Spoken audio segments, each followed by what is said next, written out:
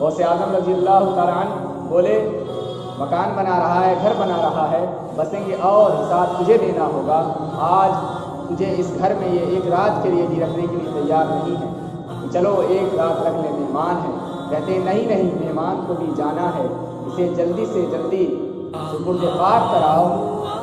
آج یہ تیرے بدن سے کپڑے بھی پھاڑ کے اتاریں گے، آج تجھے غسل دینے کے لیے بھی یہ خود تیار نہیں ہے، انہیں تجھ سے خوف آنے لگا ہے، آج تجھے غسل دینے پر بھی آمادہ نہیں ہے۔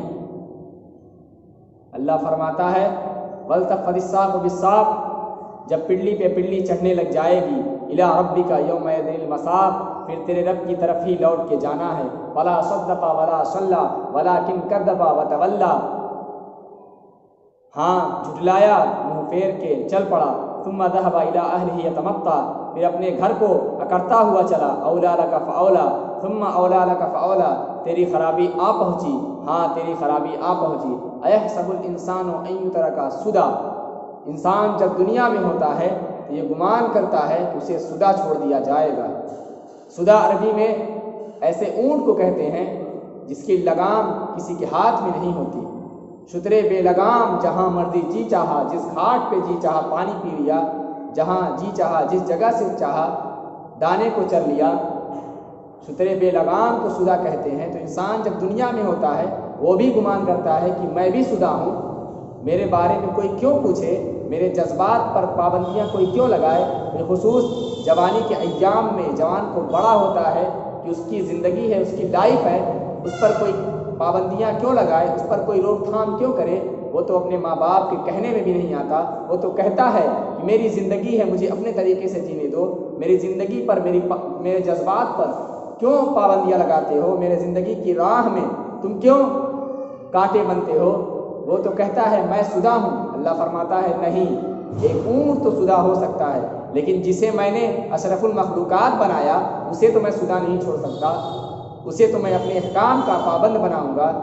پھر بندہ کہے گا نہیں نہیں، وہ دوبارہ انسان کیسے بنائے گا؟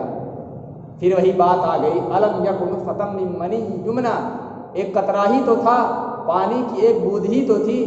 پھر قرآن میں ارشاد ہوا ثم کان علقہ، پھر وہ ایک گوشت کا لتھڑا بنا، وخلق فسویٰ، اللہ تبارک و تعالیٰ نے اس سے پیدا کیا، اسے ٹھیک ہموار کیا۔ وخلق الزوجین الذکر والانثیٰ، اس سے دو جوڑ بنائے، کسی کو مرد بنایا کسی کو عورت بنائی۔ کہا اب تو غور و فکر کر، اب تو دیکھ، بجلیاں چمکتی ہیں، زبان کا طوطی بولتا ہے، تیری گفتگو پہ لوگ اشش کرتے ہیں، تیرے گفتار پر لوگ صدقے جاتے ہیں، تیرے لہجے کے جمال کو دیکھتے ہیں، تیرے دماغ کی تیزیاں، تیرے سوچ کے اجالے، تیرے کٹیلے بازو، تیرے ریشمی بال، تیرے گلاب کی پنکھڑیوں جیسے ہونٹ، تیرے پنجوں کی طاقت، تیرے پنجوں کے زور، تیری چوڑی چھاتیاں، یہ اللہ تبارک و تعالیٰ نے کہاں تراشا؟ شکم مادر میں تراشا، اس تاریکی میں تراشا جو 3 پردے میں تھی۔ تیرا سر بھی تیرے گھٹنوں میں تھا، اور تیرے رب نے وہاں تیرے اندر انسانیت یا رجولیت کی صلاحیت رکھی، تیرے رب نے تجھے بولنے کی صلاحیت دی، تیری آنکھوں میں چمک عطا کی، تیرے زبان کے پٹھوں پر قوت ذائقہ کو رکھا، تیرے پنجوں کو زور دیا، تیرے پنجوں کو طاقت دی، تجھے بولنے کی صلاحیت دی، دیکھنے کی طاقت دی۔ یہ ساری چیزیں کہاں اللہ تبارک و تعالیٰ نے بنائی، کہاں ان سب چیزوں کو تراشا؟ شکم مادر میں تراشا۔ آج تو مفتی شہر بھی ہے، آج تو علامۃ الدہر بھی ہے، آج تو قاضی القضات بھی ہے، آج تو بادشاہ ہے، آج تو شہزادہ ہے، تیری طاقت کے تنتنے ہیں، تیری طاقت کے شہرے ہیں، تیری طاقت کے کیا کہنے۔ شیر کو آج تو نچا لیتا ہے، ہاتھیوں کو تو آج تو نچا لیتا ہے، تیری عظمت کے تنتنے ہیں۔ لیکن اے انسان، تو ایک ناپاک قطرہ ہی تھا جس کو شکم مادر میں رکھا گیا تھا۔ یہ رنگ تیرے اندر کس نے بھرے؟ یہ ساری چیزیں تجھے کس نے عطا کی؟ زبان کا طوطی بولتا ہے، تیرے آنکھوں کو توانائیاں کس نے دی؟ تیرے دماغ کو تیزیاں کس نے دی؟ اللہ پھر فرماتا ہے الیس ذلک بقادر علی ان یحیی الموتى، جو ماں کے پیٹ میں ایک نطفے سے اتنی خوبصورت شکل بنا سکتا ہے، اتنا خوبصورت انسان بنا سکتا ہے، کیا وہ ٹوٹی ہوئی ہڈیوں کو جوڑ کر دوبارہ انسان نہیں بنا سکتا؟ کیا تجھے وہ اپنی بارگاہ میں پیش ہونے کے لیے کھڑا نہیں کر سکتا؟ جس کے حکموں کو تو نے توڑا ہے، جس کے فرامین کا تو نے مذاق اڑایا ہے، کیا وہ اتنا ہی بے بس ہے کہ تجھے اپنی بارگاہ میں کھڑا نہیں کر سکتا؟ جس نے ایک نطفے سے، ایک ناپاک پانی کے قطرے سے اتنی خوبصورت شکل شکم مادر میں بنائی۔ حضرت علامہ فخر الدین عطار بولتے ہیں، صانع کشتی سلاتی می شود، وہ تو ایسا کاریگر ہے جو مٹی کو بھی بادشاہ بنا ڈالتا ہے۔ جس نے مٹی سے دارا و سکندر بنائے، جس نے مٹی سے رستم و سہراب بنائے، اس نے مٹی سے کیا کیا بنا ڈالا، جو مٹی سے بادشاہ بنا دیتا ہے، جو مٹی سے انسان کو ایک اعلیٰ مرتبہ عطا کر سکتا ہے، جس نے مٹی سے اتنی خوبصورت شکل بنا دی، جس نے مٹی سے ایک بادشاہ بنا دیا انسان کو۔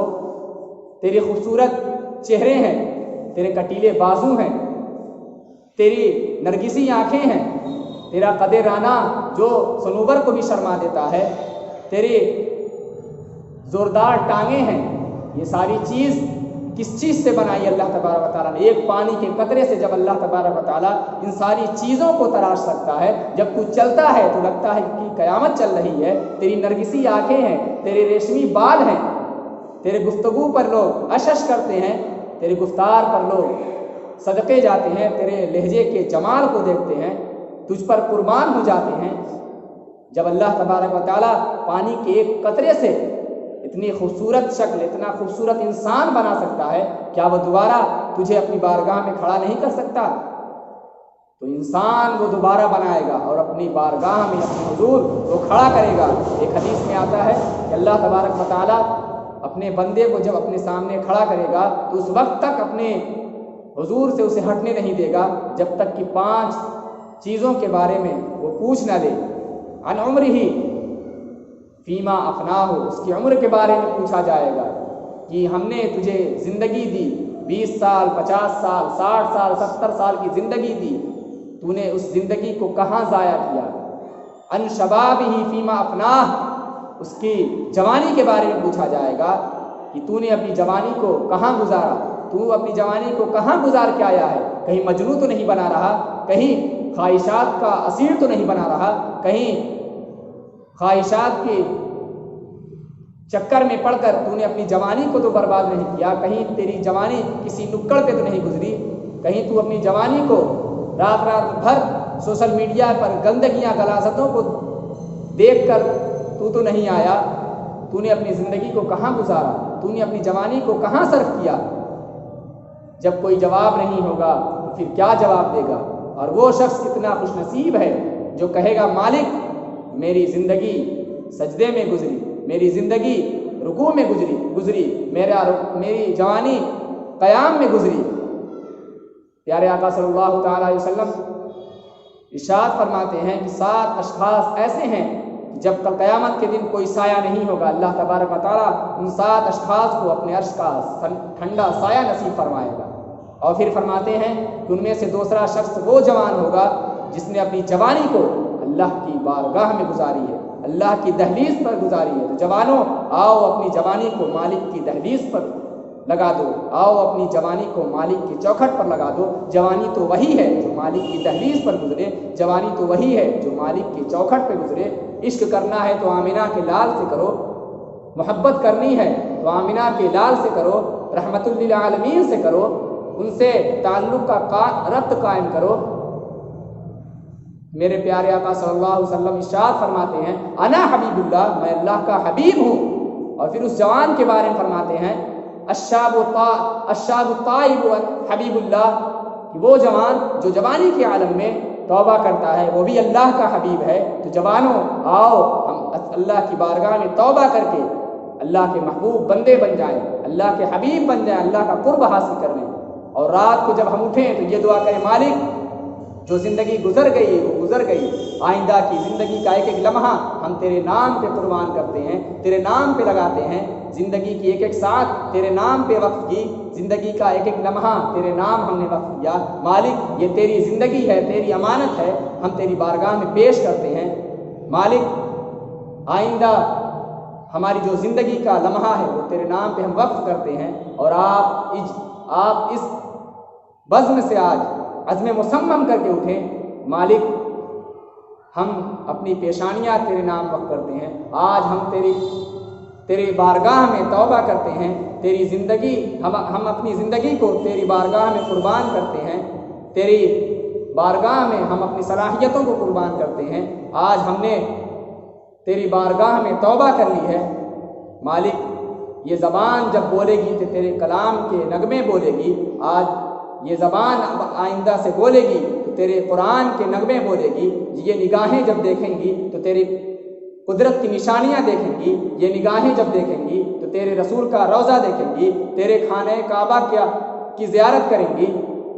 आज आप इस बज़्म से अज़्म मुसम्मम करके उठें। मालिक जिएंगे भी तो तेरे लिए, मरेंगे भी तो तेरे लिए। आज हम अपनी ज़िंदगी को तेरे नाम पे लगाते हैं, ज़िंदगी की एक एक साथ एक एक लम्हे तेरे नाम पे हम कुर्बान करते हैं। तो आप अल्लाह की बारगाह में दुआ करें कि हमें इहदिना सिरातल मुस्तकीम पर चलने की तौफीक अता फरमाए और हमारा खात्मा बिल खैर फरमाए।